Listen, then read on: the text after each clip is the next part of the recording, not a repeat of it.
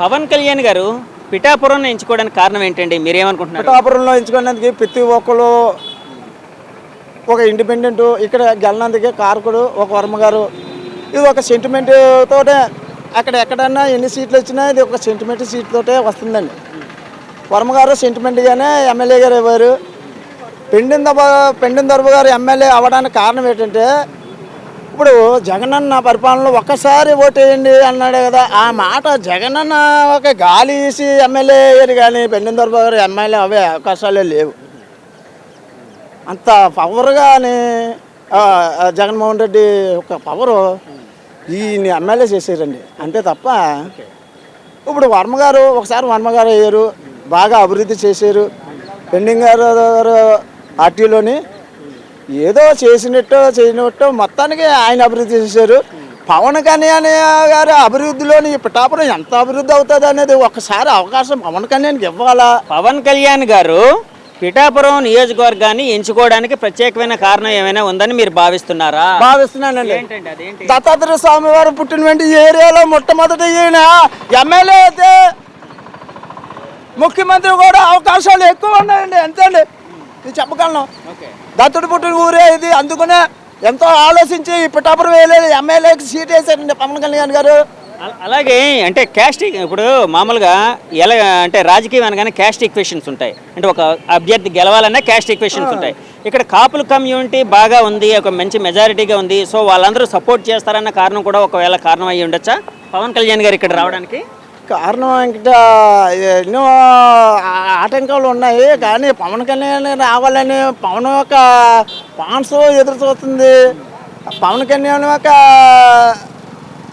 అవగాహన వినాలని మాట్లాడాలని ఇది ఒక ఏంటంటే నేను ఎక్కువ మాట్లాడండి.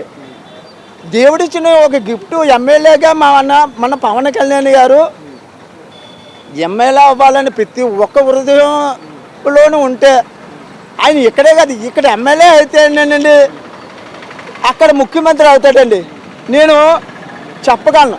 ఇక్కడ ఎమ్మెల్యే అయిపోతే జీవితంలో అక్కడ ముఖ్యమంత్రి కదా అవరండి. ఎందుకంటే ఇది పుణ్యస్థానం అండి. ఇది మొట్టమొదటి పునాది ఇదే కాబట్టి పవన్ కళ్యాణ్ గారు ఇక్కడ ఎమ్మెల్యే అవ్వాలని నిర్ణయించుకున్నారు. ఇక్కడికి ఆడి నుంచి మొత్తం అన్ని సీట్లు ఆయనకి పట్లాడితే మొత్తం జగన్మోహన్ రెడ్డి 150 సీట్లకి ఓవర్ టచ్ చేయడానికి పవన్ కళ్యాణ్ ఒక్కడే చాలండి. ఇప్పుడు 2024 ఎలక్షన్ మే 11 జరగబోతుంది. అంటే ప్రజాదరికి రాబోతుంది కదా, ఎవరు గెలిచే అవకాశం ఉంది? ఏ కూటమి అధికారంలోకి వచ్చే అవకాశం ఉంది? టీడీపీ, జనసేన, బీజేపీ కూటమి వస్తుందా లేకపోతే వైసీపీ ఒకరే వస్తారా? ఎవరు అధికారంలోకి వస్తారు? ఒకసారి మళ్ళా రివర్ట్ చేయండి. ఎందుకంటే మీరు చెప్పింది నాకు సరే కాదు. ఇప్పుడు రాబోయే ఎలక్షన్లో జగన్ గారు గెలుస్తారా, కూటమిగా ఉన్న చంద్రబాబు నాయుడు గారు, పవన్ కళ్యాణ్ గారు, మోడీ గారు వీళ్ళ కూటమి గెలుస్తుందా? ఎవరు గెలుస్తారు? నేనైతే చంద్రబాబు నాయుడుకి ఎక్కువ అవకాశాలు ఉన్నాయండి.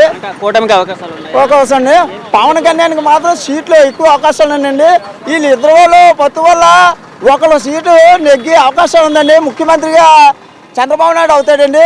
వీళ్ళిద్దరూ కానీ విడిపోయారంటే జగన్మోహన్ రెడ్డి మాత్రం హైలైట్లోకి వెళ్ళిపోతాడండి.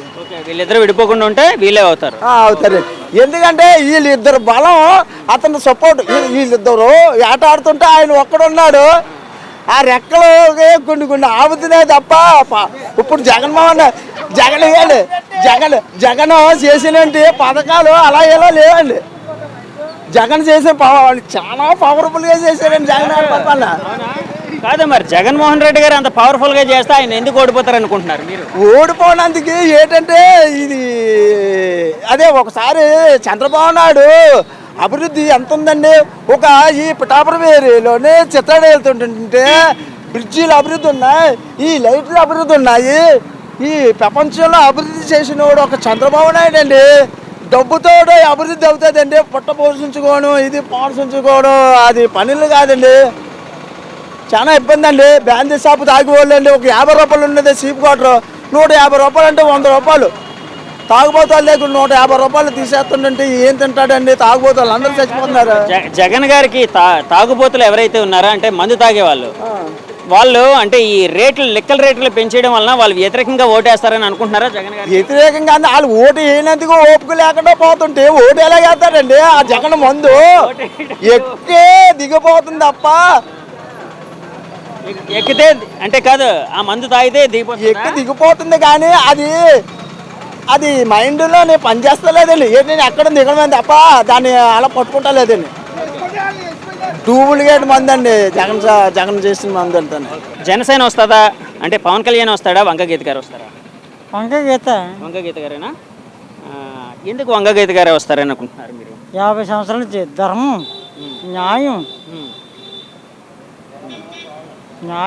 ధర్మం ఇంకా గీత అడవడా చంద్రబాబు నాయుడు కొడుకు 1980 వరకు ఇట్లాంటి ఈ గవర్నమెంట్ మేము చూడలేదు, నచ్చలేదు. మీకంటే ఎవరికి? జగనే ఈ చెత్తనా కొడుకులు అలాగే 3 పార్టీలు అంటున్నారు, 7 పార్టీలు అంటున్నారు. జగనే ముఖ్యమంత్రి.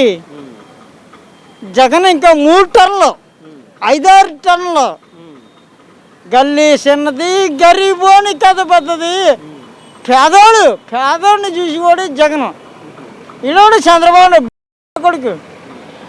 జగన్ గారి పథకాల్లో మీకు బాగా నచ్చిన పథకాలు ఏంటి? ఆడపిల్ల ఆడపిల్లన్నట్ట నేను పాడు పిల్లన్నట్ట ఆడవాళ్ళకి నే కళ్ళి గుట్టే కొట్టి ఆడపిల్లన్నట్ట నేను పాడు పిల్లన్నట్ట.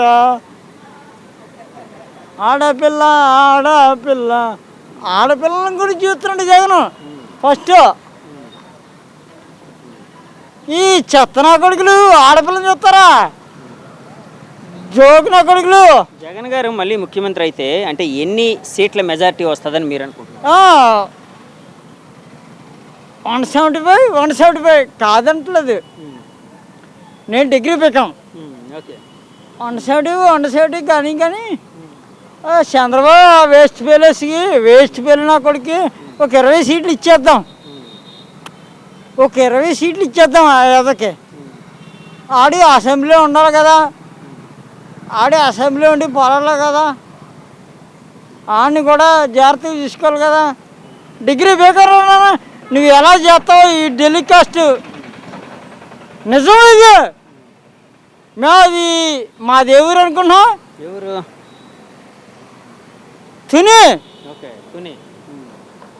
దాడిచెట్టు రాజా. పిఠాపురంలో మరి పవన్ కళ్యాణ్ గెలుస్తాడా? 7 చెడు ఆడు ఎక్కడ చేసినా గెలడు. సోంబారి ఆడెవడరా కాపు? మేము ఎస్సీలు లేవు, మాలా మాదికలు లేవా? నువ్వు కాపు అంటున్నావు.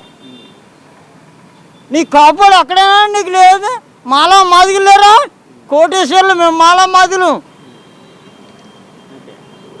సో ఇప్పుడు జగన్ గారు వస్తారు పక్కగా అంటున్నారు మీరు? పక్కా 90%. ఓకే.